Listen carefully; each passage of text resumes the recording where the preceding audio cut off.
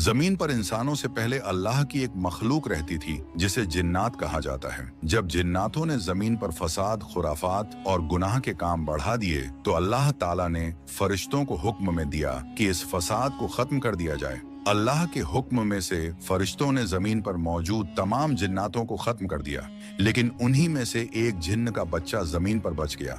वह अकेला था, डरा हुआ था और रो रहा था।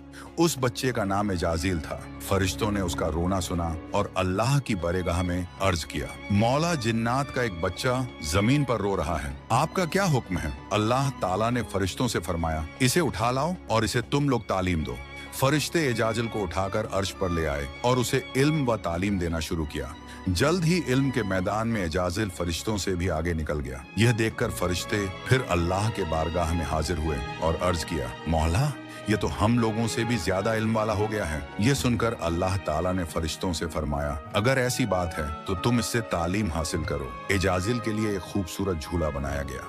वह उसी झूले पर बैठकर फरिश्तों को इल्म सिखाने लगा। एजाजिल अब मुअल्लिमुल मलकूत यानी फरिश्तों का उस्ताद बन गया। लेकिन अल्लाह की अतः की हुई इज्जत पाकर एजाजिल शुक्रगुजार बनने के बजाय घमंडी बन गया। इसी दौरान अल्लाह ताला जमीन पर अपना खलीफा बनाने का फैसला किया। खलीफा ए अव्वल यानी हजरत आदम अलैहिस्सलाम को वजूद में लाने के बाद अल्लाह ने फरिश्तों के साथ साथ एजाजिल को भी हजरत आदम को सजदा करने का हुक्म दिया। फरिश्तों ने अल्लाह का हुक्म मानते हुए हजरत आदम को सजदा कर लिया, लेकिन एजाजिल अपने इल्म और इबादत के घमंड में बोला, मैं आग से बना हूँ और आदम मिट्टी से बना है। यह कहकर उसने अल्लाह के हुक्म को इनकार कर दिया। इसी नाफरमानी और तकब्बुर की वजह से अल्लाह ताला ने एजाजिल को इब्लिस शैतान बनाकर अपनी बारगाह से निकाल दिया। याद रखो, अर्श से फर्श तक जितने भी घमंडी हैं, सब इब्लिस के जमात में होंगे।